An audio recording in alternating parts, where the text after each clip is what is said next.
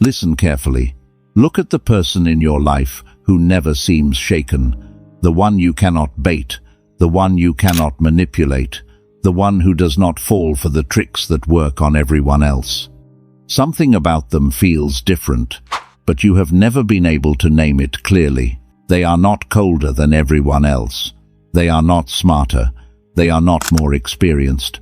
What they have built is something quieter and much more useful. They have removed the 3 specific weaknesses that give the world power over most people: attachment, provocation, deception. Almost everyone else carries at least one of these. Many carry all 3, and each one is a doorway other people can walk through to influence your decisions, your mood, and eventually your life. Attachment is what makes you hold on to what should be released. Provocation is what makes you react in the exact moment your enemies wanted you to. Deception is what makes you believe a version of reality that was carefully designed to control you. When any of these 3 are alive in you, you are being moved by forces you did not consent to. And most people spend their entire lives being moved this way without ever realizing it. 500 years ago, Machiavelli observed a specific type of person in the highest positions of influence. They were not more powerful because they were louder. They were not stronger because they were more aggressive. They rose because they had removed the internal doors other people would have used to control them. They could not be attached to what they should have been able to release. They could not be provoked into decisions they would regret. They could not be fooled by charm, flattery, or emotional performance. And because those 3 doors were closed, they moved through the world untouched by tactics that trapped everyone else. This video will show you exactly how those 3 doors get built inside most people, why they stay open for decades without being noticed, and how to close each one deliberately, not to become cold. Not to stop feeling, but to stop handing your future to anyone who happens to notice which button controls you. Before we begin, drop this affirmation in the comments. I cannot be moved without my own permission. Law 1. The thing you cannot lose is the thing that owns you. Sit with this idea for a moment before you dismiss it. Whatever you cannot bear to lose is already controlling you, whether the person or the thing knows it or not. This is the mechanism behind almost all attachment. It is not love. It is not care. It is not loyalty. Those things can exist without weakening you. Attachment is a very specific inner state where a piece of your peace has been placed inside something outside your control. And once that piece is out there, whoever holds it decides what happens to your day. You can watch this in your own life. Think about the last time you refreshed your phone waiting for a specific reply, the last time your mood dropped because someone did not respond the way you expected, the last time you stayed in a situation you knew was wrong because leaving felt worse than staying. In each case, a piece of your emotional weight had been handed to someone else, and now their behavior was deciding how you felt. Powerful people do not carry these external anchors, not because they do not care about people, but because they refuse to place their emotional survival in anyone else's hands. They can love without becoming attached. They can appreciate without becoming dependent. They can value someone without needing that person to complete them. This is one of the hardest distinctions to learn, because most people confuse deep feeling with deep dependency when they are actually opposites. Machiavelli observed that any person who becomes emotionally tied to a specific outcome loses their ability to negotiate that outcome because they will accept worse and worse conditions rather than face the loss they fear. This is why attached people always end up in worse positions than detached ones, even when they started with the same options. The attachment itself lowered their standing before any conversation began. Ask yourself something honest. Is there anyone in your life whose withdrawal would make you compromise your values to keep them close? If yes, That person owns something inside you they may not even know they own. And every decision you make around them is quietly filtered through the fear of losing them. That fear does not always look dramatic. It looks like small silences you accept, boundaries you soften, truths you swallow. Each of these is the attachment paying interest to itself, quietly. The escape is not to stop caring. The escape is to build your inner life to the point where nothing outside it holds a piece of your survival. You still enjoy people, you still love people, you still choose people, but your peace does not travel with them when they leave the room. It stays with you, always. The person who has nothing to lose in you cannot be moved by you. But even after you release attachment, there is a second door that stays open in almost everyone, and manipulators find it before anyone else does. Law 2. Your reactions are their remote control. There is a specific kind of person who watches you carefully in the first few weeks of knowing you. They are not being romantic. They are not being curious. They are looking for the exact inputs that produce predictable outputs. Which words make you defensive? Which topics make you argue? Which silences make you anxious? Which compliments make you soft? Once they have mapped enough of your reactions, they no longer need to negotiate with you. They can simply run the sequence and know what you will do. This is what provocation actually is. Not shouting, not aggression, just careful pressing of buttons someone else took the time to find. Most people do not realize this is happening. They believe every reaction they have is spontaneous. They think anger is honesty, defensiveness is self-respect, explaining is clarity. But when the same words from the same person produce the same reaction from you over and over, that pattern is no longer a personality. It is a remote control someone else has learned to operate. Powerful people close this door by breaking the predictability. They do not become emotionless. They stay warm, real, and expressive. But the specific reactions someone was hoping to trigger stop coming reliably. A comment that used to spark an argument now gets a pause. A silence that used to cause anxiety now gets calm attention.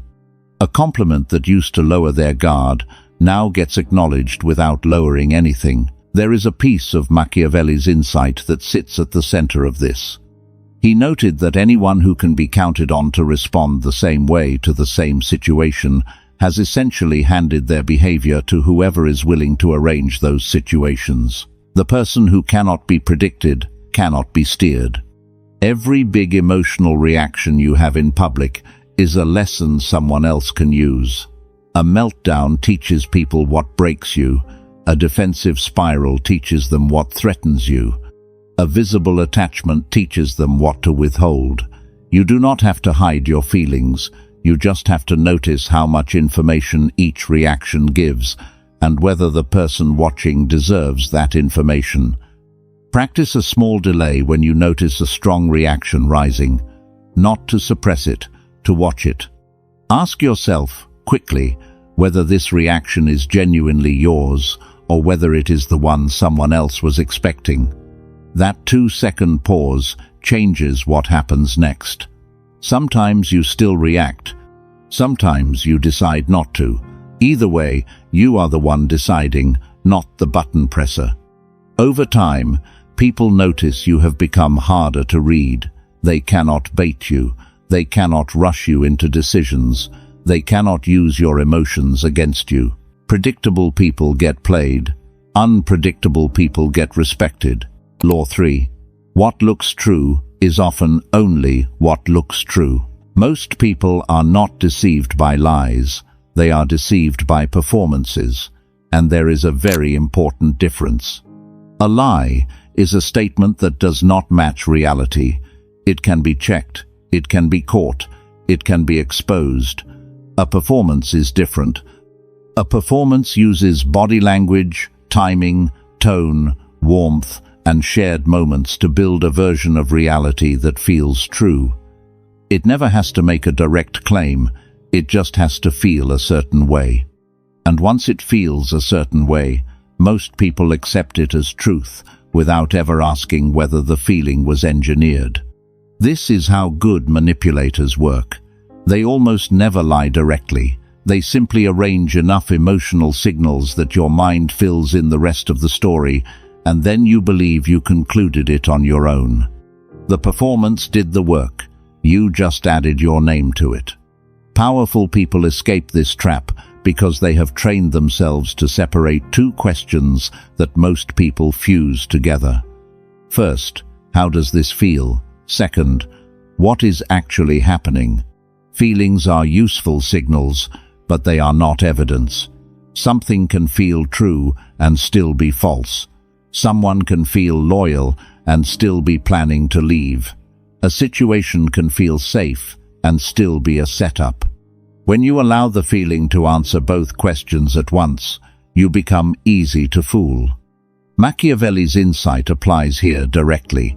He noted that people are more moved by what appears to be true than by what actually is true, and this weakness in human judgment is exactly what deceptive people rely on.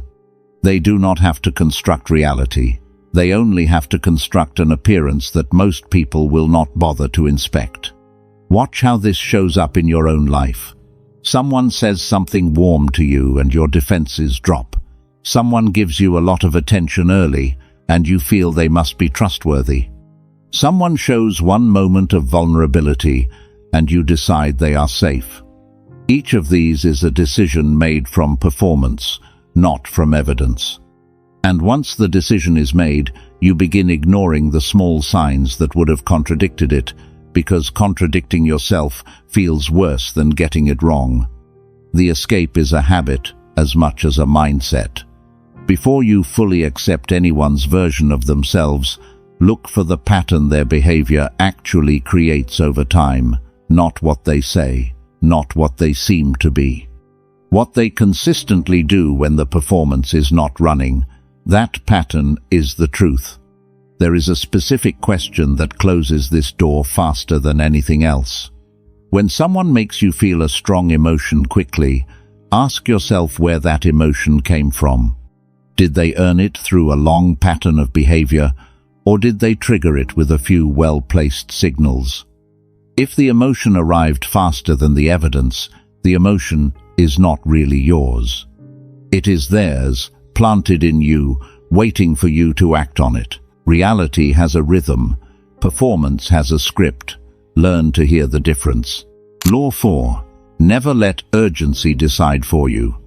Watch what happens whenever someone truly wants to move you into a decision you would not normally make. They almost never argue with your logic. They simply speed up the clock. Suddenly the offer is only good today. Suddenly they need an answer within the hour. Suddenly they act like leaving without a yes would be an insult to the relationship.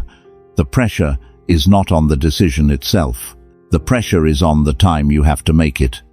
This is one of the oldest tools in human manipulation, and it works because urgency short-circuits the part of your mind that would have caught the problem. When you feel rushed, your judgment collapses into your instincts. Your instincts are shaped by fear of loss. And fear of loss says, better a fast wrong answer than a slow missed chance. Once you accept that trade, you are theirs. Powerful people have trained themselves to notice urgency the moment it appears in their body. A tight chest, a quicker breath, a voice inside them saying, decide now. Instead of obeying the signal, they treat it as evidence that they should probably slow down, not speed up. The stronger the urgency, the more suspicious they become. Because in almost every genuine opportunity, the person offering it will let you think. In almost every trap, the person setting it will not. There is a specific pattern to watch for. Anyone who insists you cannot take 24 hours to think is telling you something important about their offer without meaning to. They are telling you the offer cannot survive 24 hours of your calm thought. And any offer that cannot survive that has usually been designed to catch you while your judgment was compromised. Machiavelli warned that a decision made in haste is a decision made by whoever created the haste, not by you. When someone pushes you to act right now, they are not really asking for your yes. They are asking for the version of you that shows up when there is no time to think, because that version is easier to move than the version who had a full night's sleep. Every rushed yes is a small transfer of authorship from you to them.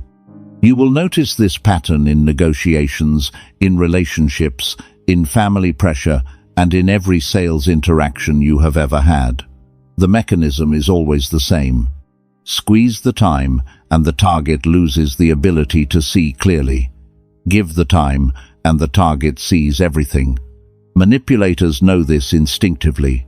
They compress your window because they do not want you to see what a wider window would show you. The habit is simple to build, but hard to keep. When someone rushes you, say some version of this. I do not make important decisions this quickly. I will get back to you. Watch what happens. Genuine offers stay on the table. Manufactured pressure evaporates. And the pressure evaporating is your answer. Whatever was going to happen inside that squeezed window was designed to catch you off guard. Removing the squeeze removes the trap. Over time, your reputation quietly changes. People stop trying to rush you because they learn it does not work. They stop bringing you offers that only survive under time pressure. The manipulators drift toward easier targets. What remains around you are genuine choices, made in genuine time, from a version of you that was not being ambushed. The person who cannot be rushed cannot be tricked. Slow decisions are safer decisions. Law 5. Stop explaining what you do not owe. Notice a specific pattern in almost every conversation you have. Someone questions a choice you made. Someone doubts a boundary you set. Someone challenges a decision you announced. And before you have even finished registering the challenge, you have already started explaining yourself. The reasons pour out. The justifications appear. The context gets shared. You did not decide to explain. It just happened.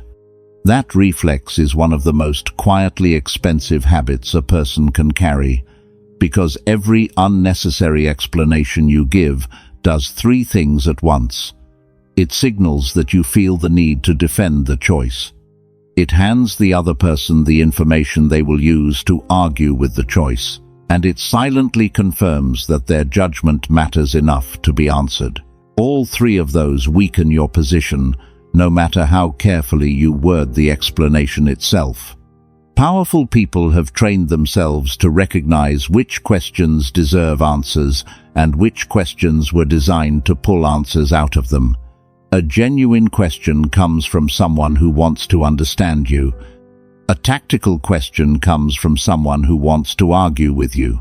Both look similar on the surface, but they lead to very different outcomes if you treat them the same.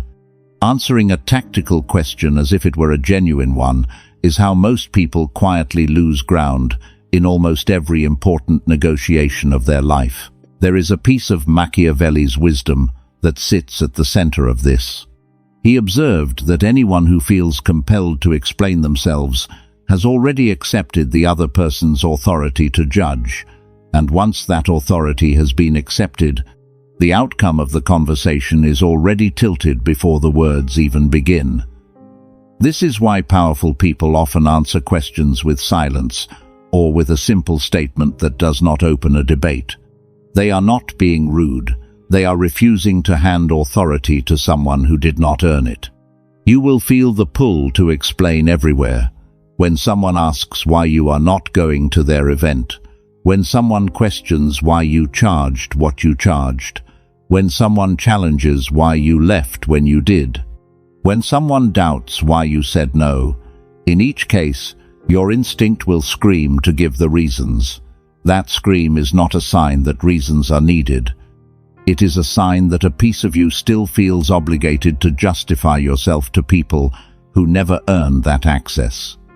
The escape is a slow one, but it works. When the pull to explain rises, Ask yourself one question. Does this person genuinely want to understand my choice, or do they want to argue me out of it? If it is the second, no explanation will help. Any reason you give will be turned into something to attack. Silence, or a short, unarguable statement, protects the decision far better than any careful defense ever could. There is a specific, short response that closes almost every unnecessary explanation. That is, my decision. 3 words. No opening for debate, no hooks for the other person to grab. It sounds simple, but it takes real practice to use it without adding a but or a because after it. The moment you add either, you are back to explaining. And the moment you are explaining, the door is open again. Over time, this habit reshapes how people speak to you. They stop asking you to justify yourself because they learn the justification will not arrive. They stop treating every choice you make as a debate to be won. Your decisions carry more weight because you have stopped diluting them with defenses. And you carry less weight in your day because you have stopped hauling around explanations for people who never deserved them. The person who does not explain cannot be argued out of their own life. Law 6. Withhold information that could be used against you. There is a habit almost everyone was raised with that looks like honesty from the outside, but functions like self-sabotage from the inside. It is the habit of sharing too much of your inner world with people who have not proven they deserve access to it. Your fears, your plans, your insecurities, your resentments, your dreams, your struggles, all of it, offered up in the name of being open, being real, being connected. The problem is not the sharing itself. The problem is who receives it, because every piece of information about your inner world becomes a piece of leverage in the hands of anyone who chooses to use it that way. Your fears become their pressure points. Your plans become their playbook against you. Your insecurities become their aim. Your dreams become the thing they can dangle or withhold. This is not a paranoid view of people. It is a realistic one, based on what humans actually do with information they receive from someone they do not deeply care about. Powerful people are not secretive out of insecurity. They are private out of strategy. There is a specific difference between the two. Secretive people hide things because they feel ashamed of them. Private people simply do not share things they have not decided are safe to share yet. They still have full inner lives. They still have deep conversations with the right people, but they do not treat every acquaintance, co-worker, or casual friend as a confidant. Access to their inner world is earned, not automatically given. Machiavelli warned that anything you reveal about yourself can eventually be used to move you, whether the person receiving it means to use it that way or not. Information does not stay in one place. It travels.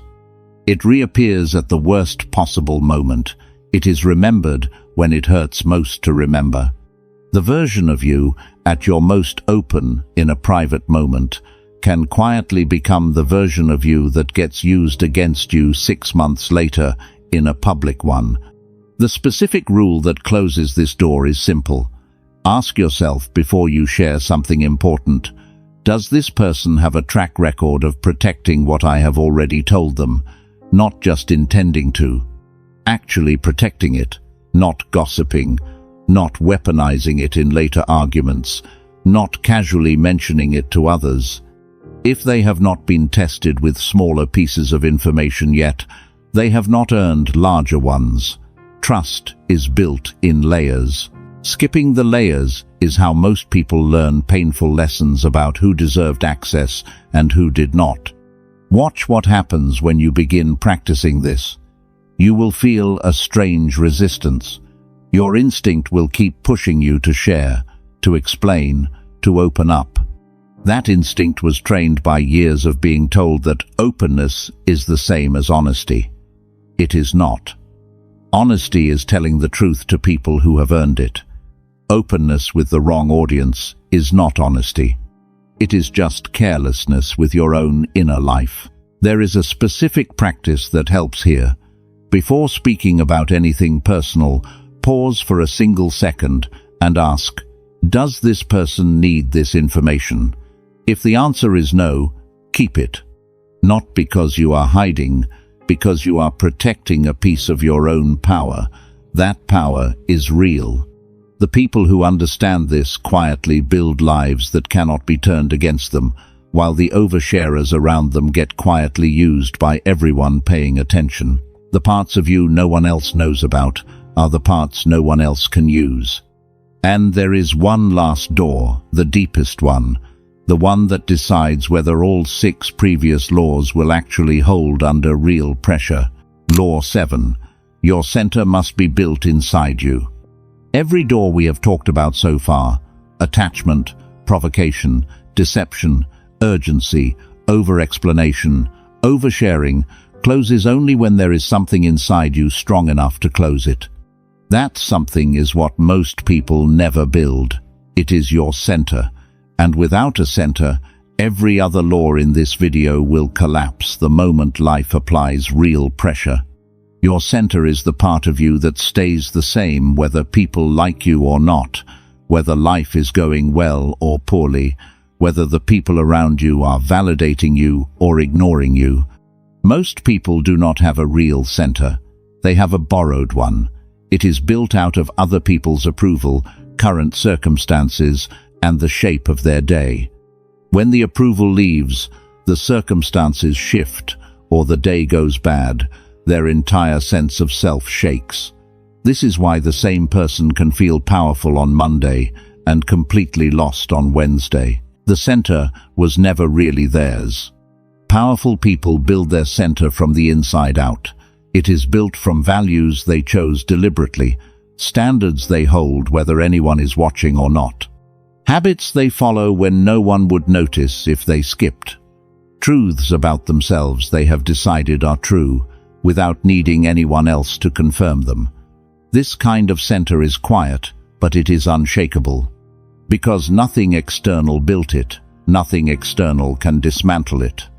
Machiavelli understood that the strongest position anyone can hold is the position where their sense of themselves does not depend on the world's response to them. This is not arrogance. Arrogance depends on being seen as superior. A real center does not need to be seen at all. It simply is. The person with a real center does not need to prove they have one. They just move differently. Slower, steadier, less shaken by things that would collapse other people. You can feel whether someone has a real center within a few minutes of talking to them, not because they announce it, because they do not need anything from the conversation. They are not fishing for validation. They are not managing your impression of them. They are not adjusting themselves to fit what they think you want. They are simply present, without effort, without performance. That quiet non-neediness is what a real center feels like from the outside. Building one takes time, but the direction is clear. You start by making small decisions that only you would know you kept. Waking up on time when nobody is checking. Holding a standard when nobody would notice you dropped it. Following through on a promise you made only to yourself. Each of these is a small deposit into your center, not visible to anyone else, but visible to you. And what you can see about yourself is exactly what your sense of yourself gets built from. The specific mistake most people make is trying to build their center through big, dramatic decisions, quitting the job, ending the relationship, making the announcement. But dramatic decisions do not build a center. Consistent small ones do, because a center is not a peak, it is a floor. It is the version of you that is always there, no matter what mood you are in or what the world just did to you. That floor gets laid one small tile at a time, over years, in moments no one else will ever see. Once you have a center, every other law in this video becomes natural. You do not have to force yourself to release attachment. The attachment simply cannot find enough of you to grip. You do not have to force yourself to be unpredictable under provocation. The provocation cannot reach the part of you that decides. You do not have to force yourself to see through performances. The performance cannot compete with the reality of what you already know about yourself. Every previous law rests on this one. Without a center, they are techniques. With a center, they are just how you move. Everything else is a habit. Your center is the foundation those habits stand on. Build it deliberately, and the world stops being able to move you. Something interesting happens once you start closing these doors. The world around you does not change. The same people are still there. The same situations still show up. But something inside you moves, and everything else quietly rearranges itself around the new version of you. You will notice it first in small moments.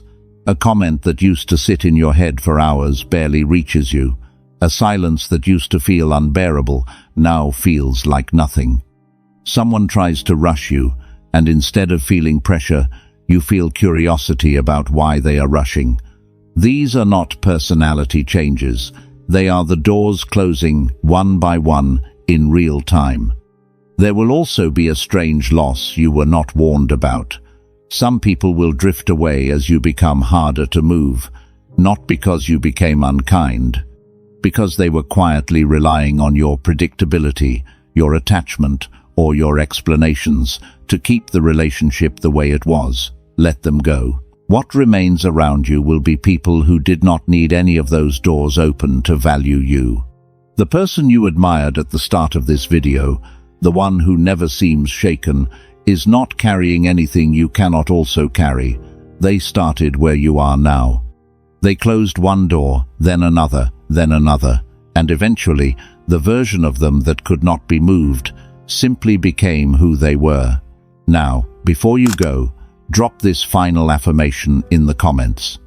I close my doors, and I hold my own center.